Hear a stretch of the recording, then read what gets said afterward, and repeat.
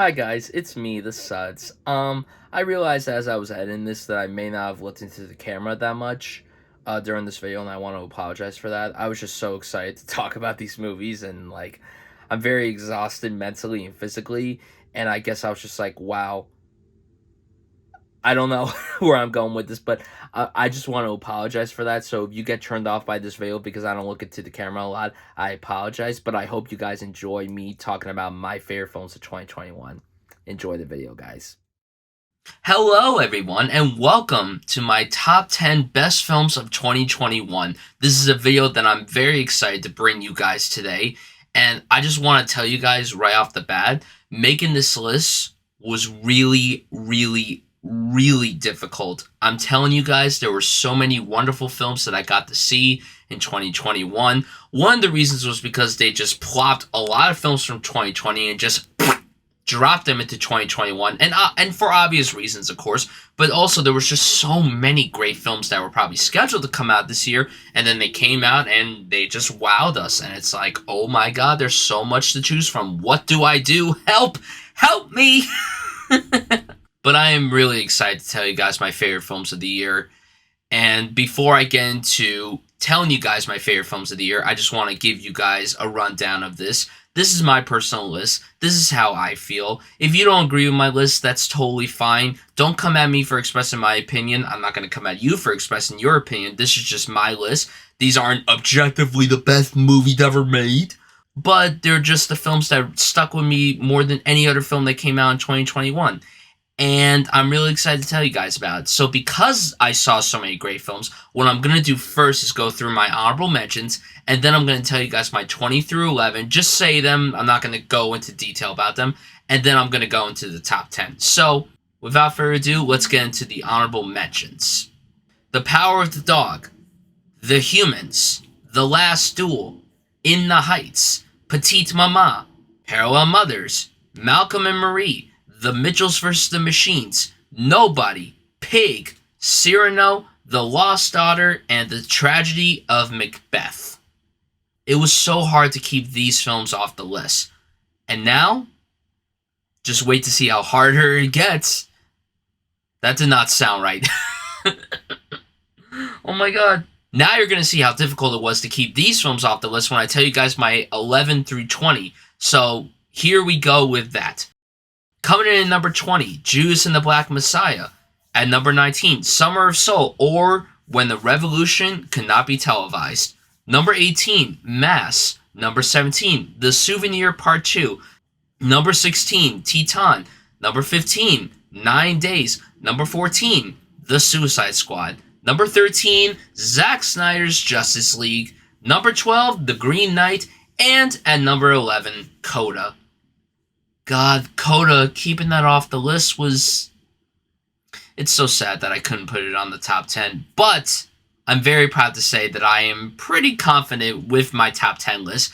I am personally impressed with my top 10. There's a mix of all kinds of movies on this list, and I cannot wait to tell you guys about it. So here we go with the top 10 films of 2021, presented by yours truly, Bryan Sudfield.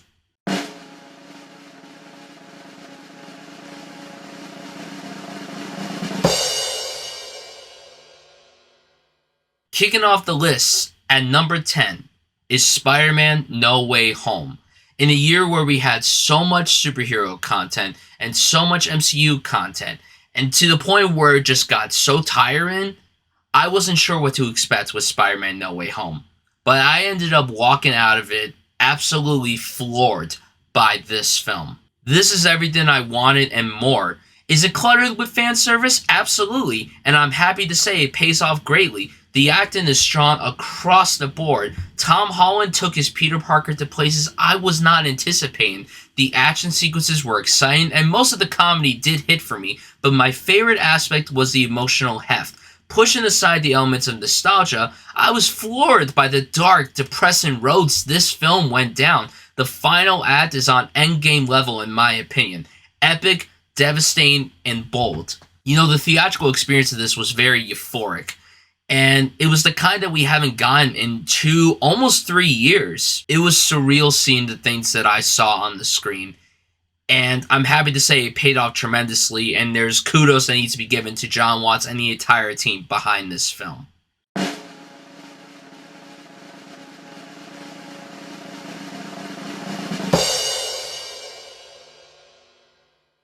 West Side Story takes the number 9 spot, and I will admit, even though Steven Spielberg is one of the greatest filmmakers we have working today, he's definitely my personal favorite filmmaker. I wasn't sure what to expect with another version of West Side Story. While I don't adore the original, I just wasn't eager to see another version of this story, but I'm happy to say it pays off tremendously in my opinion. I shouldn't have been surprised when Spielberg had delivered not only a great film, but something that was way better than the original, and I will take that to the bank. I mean it. For someone who hadn't helmed a musical prior, Spielberg knocked it out of the park, and it's one of the best films of his long-spanned career. Tony Kushner's screenplay is richly constructed, Hansu Kaminski's imagery is absolutely breathtaking, and the musical numbers are staggering. Rachel Zegler is unbelievable as Maria, and I'm very excited to see where her career goes from here, but Ariana DeBose and Mike Fice steal the show as Anita and Riff. Both are worthy of Oscar statues, and I mean that tremendously. Nearly the entire cast swept me off my feet. The passion that Spielberg had in this shows. You could just see it from the moment the movie begins to the moment the movie ends. And I'm very grateful that we have this version of West Side Story in today's society. Because not only does it take elements of the musical and places it obviously in that time period, but it finds a way of being very timely to what's going on today. And that's an impressive feature, I must say.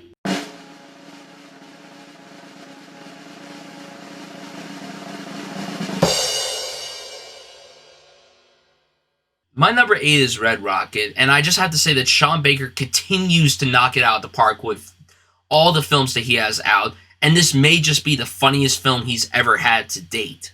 Containing my favorite performance of the year in Simon Rex as the charismatic yet cocky Mikey Saber, this glorious character study of a washed-up porn star is hilarious, yet also has many thrills and many, and I'm talking many, WTF moments. The 16mm imagery is crisp and the dialogue is wonderful, but this is also terrifying through the portrait of America that Baker paints in the film. I love his approach to tackling the underbelly of lower class lifestyle, and he's also the one filmmaker I believe that can cast non-actors and have them perform better than many so-called trained actors. And the early 2000s bop that played throughout this film will make people so giddy, and I know it did that for me. Last thing I'll say was that there was a hilarious hot sauce sequence in this film that I did not think could live up to the level of Tenet's hot sauce sequence. I ordered my hot sauce an hour ago, but here we are.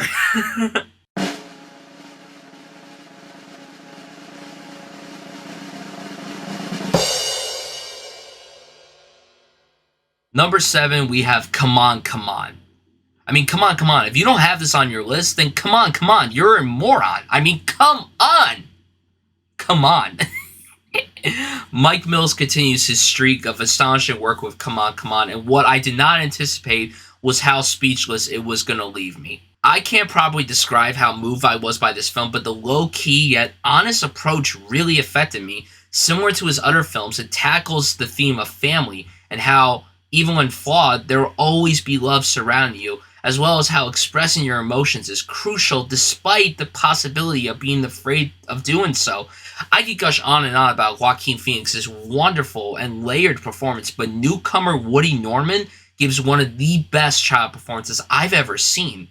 As a fan of Mike Mills' last 2 films, I knew this was going to hit home for me, but again, I did not expect how emotional it was going to make me. I wept and I just broke down at this sold-out screen at Lincoln Center during the New York Film Festival, and I'm not ashamed to admit that because this film really is spectacular, and if you haven't seen it, please do yourself a favor and check it out because, oh my god, it's so moving, and it's so wonderful, and it's so wholesome, and it's just truly spectacular.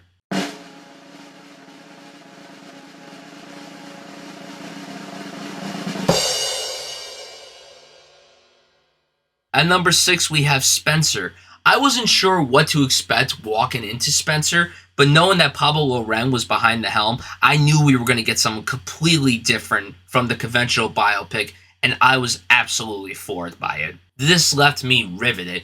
All the praise surrounding Kristen Stewart's performance is earned, as it's the best of her career and worthy of an Oscar win, mixed with the gorgeous imagery from Claire Mathin and the bone-chilling score from Johnny Greenwood. This is a film that will find a way to make you uncomfortable. I have to commend Pablo Larraín for choosing to tackle the story of Diana leaving the royal family instead of chronologically going from her birth to her death. That helped present the film in a more psychologically haunting manner, which may throw viewers off, but it honestly was the reason why I truly loved this film. This was honestly scarier than most of the horror movies that we got this year, and that's saying a lot. When you have a film like this and it manages to crawl under your skin more than something that's actually supposed to crawl under your skin, like a horror movie, then kudos to the filmmakers involved, because Spencer is incredible, and I cannot wait for more people to watch this because I'm tired of people hating on my girl Kristen. Listen, it's been 10 years since Twilight has ended. Could people just move on, please?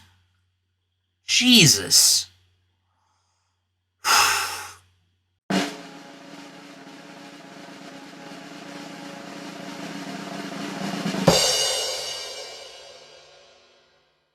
Number 5, Don't Look Up. Adam McKay continues to ride this train of polarizing films, and he did that with his new satirical sci-fi film that I honestly found to be amazing from start to finish, and I am not going to let anyone mock me for how I feel. I know this movie has been dividing everybody, but this guy right here absolutely loved this film. This is a wild roller coaster from the very beginning to the concluding sequence. There are plenty of laughs throughout, as well as a high amount of tension. The messages conveyed here may have many rolled their eyes, but it left me realizing how much this parallels with where the world currently is. The entire ensemble is outstanding, with comedic Leo DiCaprio knocking it out of the park yet again. The sequence where he finally cracks is a top-tier sequence for me, and as I said, the comedy really hit for me. But it was those dramatic moments that made me love this even further. I've seen this film about 6 times, and I'm not even kidding, and I think the third viewing, that's where I finally broke down in tears. This was a really wonderful film, even if the subject matter was absolutely terrifying. It gave me a severe anxiety attack, similar to how Uncut Gems did that, and it pulled it off really well, but I know this film is dividing everybody, but I personally thought this film was great. I can acknowledge there are flaws in it, but I had a really good time watching it. I laughed, I got emotional, the entire cast knocked it out of the park, the unique approach to it was great. I love Don't Look Up. Don't look down on me for liking it, okay?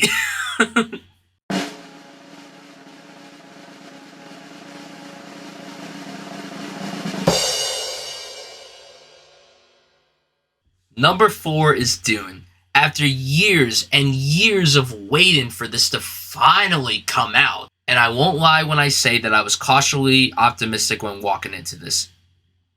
I was a fool for doing that because Denis Villeneuve and the entire cast, I should have been highly excited for this. And I will tell you right now, when the film was over, I said to myself, wow, that is one of the best science fiction films of the entire century so far. And I'm not even kidding when I say that. The first part to the newest adaptation of Frank Herbert's celebrating novel is a visual stunner filled with wonderful performances, emotional storytelling, and a wickedly ambitious approach. The scope presented here by Denis left my jaw dropping to where I had realized we haven't seen something on this level in God knows how long. For something so exhilarating, it also feels meditative.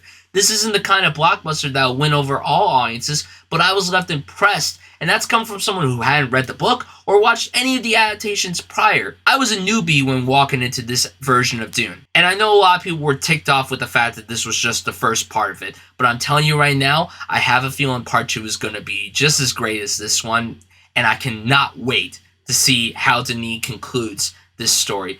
The film left me impressed. I saw it 4 times in theaters, and I'm dying to watch it again. I just want it to come out on 4K so I could just play that 4K over and over again and hear the throat singing and everything. Like, I just want to hear that again so badly because, oh my god, it's so good. I'm just going to cry thinking about it. Let's move on to number 3, please.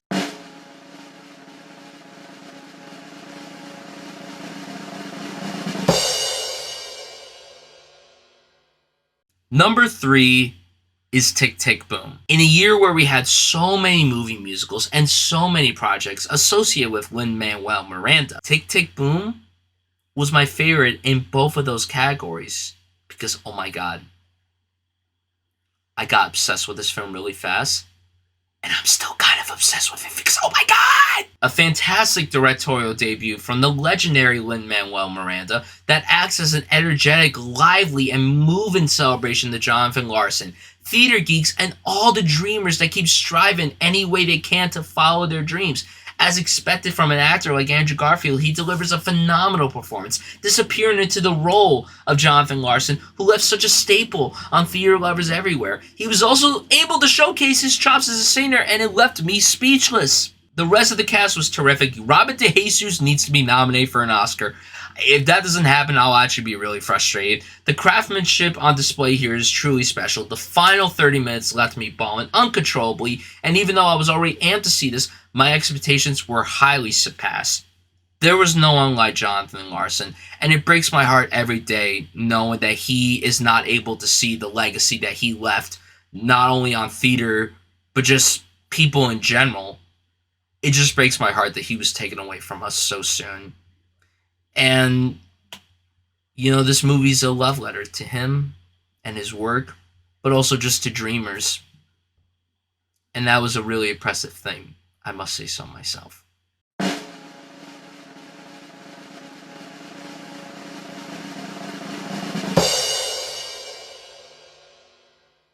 My favorite foreign film of the year is The Worst Person in the World. Joachim Trier, I'm trying to remember if that's how you pronounce his name. I'm sorry if it's not. Just please forgive me if I mispronounce these names. I will apologize for it, but just be aware that some of these names are not easy to pronounce because I'm just a simpleton American, and I apologize for that.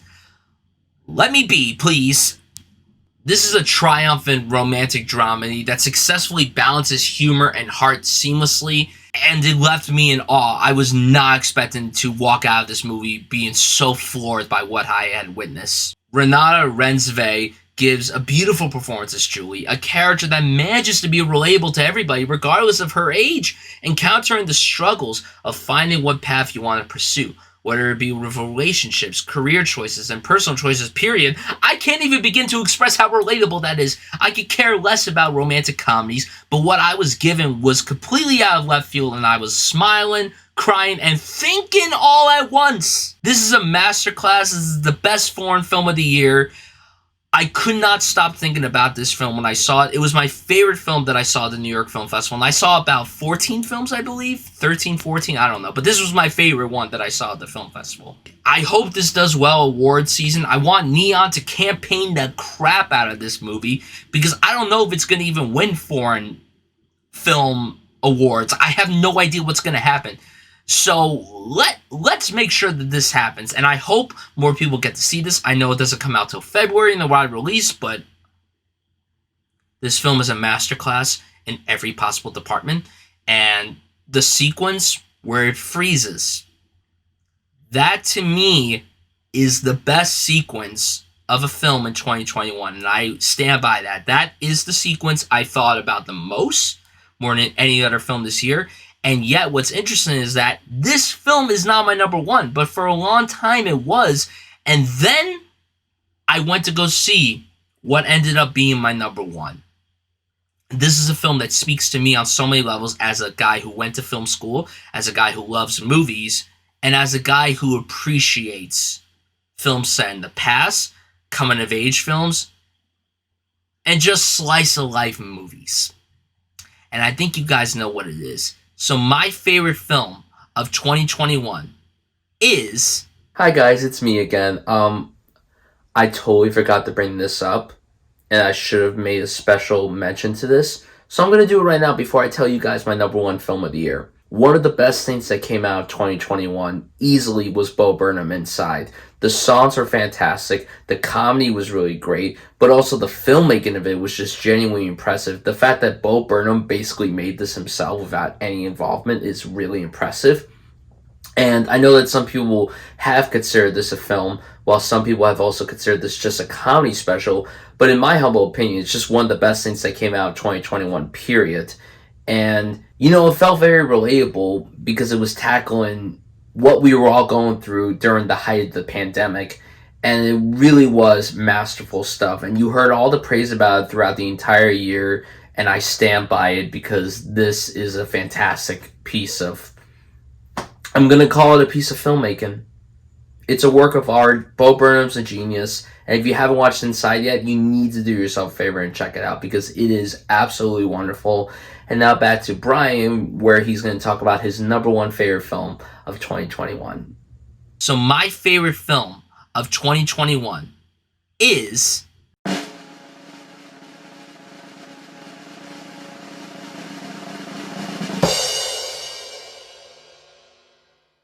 Paul Thomas Anderson's Licorice Pizza takes the number one spot of being my favorite film of 2021.